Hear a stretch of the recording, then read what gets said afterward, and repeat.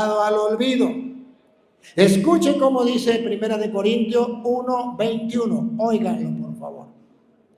Pues ya que en la sabiduría de Dios el mundo no conoció a Dios mediante la sabiduría, agradó a Dios. ¿Están dispuestos ya a escuchar? Respiren profundo. Agradó a Dios. ¿A Dios le pareció bien? Atención. A Dios salvar a los creyentes. Otra vez, agradó a Dios. Agradó a Dios salvar a los creyentes. ¿Qué hizo Dios? ¿Qué quiere Dios? Le agradó a Dios salvar a los creyentes. Ahora vamos a ver cómo salva Dios a los creyentes. ¿Cómo salva Dios al mundo? Paren la oreja, pongan la lupa, háganle zoom. Otra vez, ¿agradó a Dios? Agradó a Dios salvar a los creyentes. Vamos a ver cómo. Por la locura de la predicación. ¿Cómo quiere Dios salvar a los creyentes? Por la locura de la predicación. ¿Estamos claros? Dios quiere salvar a los creyentes por la predicación. Vayan y prediquen el evangelio a toda criatura. El que crea se salvará y el que se resista a creer será condenado. Dios quiere salvar al hombre por la predicación. Pero dice que para mucha gente la predicación de la palabra, ¿qué es? ¿Qué es? Locura.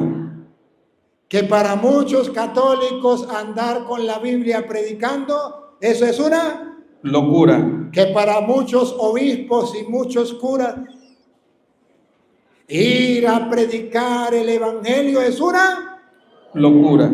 Pero a Dios le pareció bien. ¿Y qué? Salvar al mundo por la locura de la predicación. Pregunto, ¿el diablo sabe eso? ¿El diablo va a permitir que usted vaya a predicar?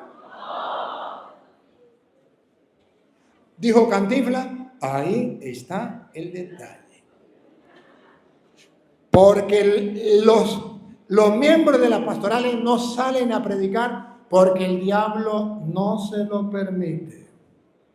Porque si ustedes no están claros cuál es la misión de Dios, salvar al mundo por la locura de la predicación, el diablo sí que lo está. Y el diablo dice, yo no puedo permitir que, imagínense ustedes, que todo este grupo que está, pásenme la cámara ahí, estamos en vivo, ¿verdad? Pásenme la cámara. El diablo no puede permitir que todo este ejército que está aquí, en México, ¿cómo es que se llama? ¿Aquí dónde estamos? Coatzacoalcos, Veracruz. En Veracruz, porque el otro nombre, voy a ver cuántos años duro para aprendérmelo. El diablo dice, ese ejército de gente, si yo permito que esa gente vaya a predicar, si Jesús con 12 hombres que salieron a predicar en el mundo, logró que se convirtiera el mundo, ¿qué hará con todo este ejército? Entonces es cuando el diablo siembra la pereza espiritual. ¿Y cuál es la pereza espiritual? Ir a predicar, eso es muy aburrido. Y sería bueno ir a predicar, pero sin leer la Biblia. Pero leer la Biblia más aburrido es. Nadie da lo que no tiene. La mayoría de ustedes que sale a predicar, que los hay, sale a predicar sin la palabra de Dios. Entonces yo pregunto, ¿qué es lo que va a hacer? Porque Dios quiso salvar al hombre con la locura de la predicación. Y lo que se predica es la palabra de Dios, para que el que crea se salve y el que se resista a creer será condenado. Bárbaro. Yo hoy tengo un propósito El propósito es cumplir con la misión, predicar.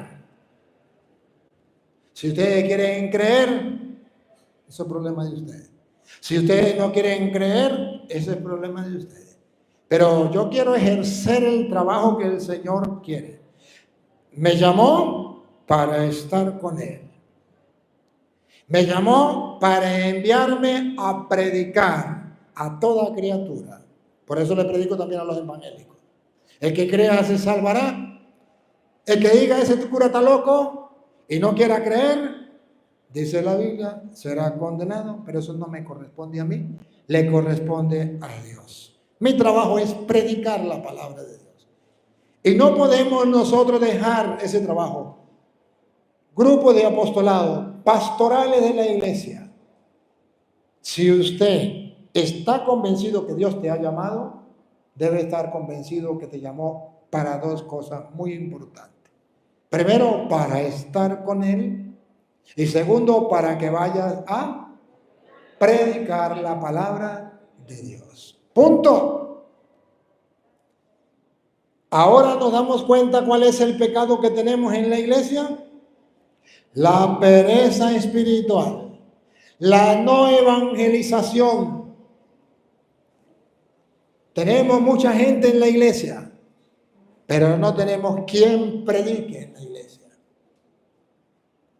He ido a muchas partes y he escuchado a muchos sacerdotes que en la hora de la homilía, en vez de predicar la palabra de Dios, lee los avisos. Fui a una homilía donde el padre, a la hora de predicar el evangelio, no leyó el evangelio. Eso es fin del mundo. No leyó el evangelio. En el momento de saber que el sacerdote dice, el Señor esté con ustedes, lectura del santo evangelio según San.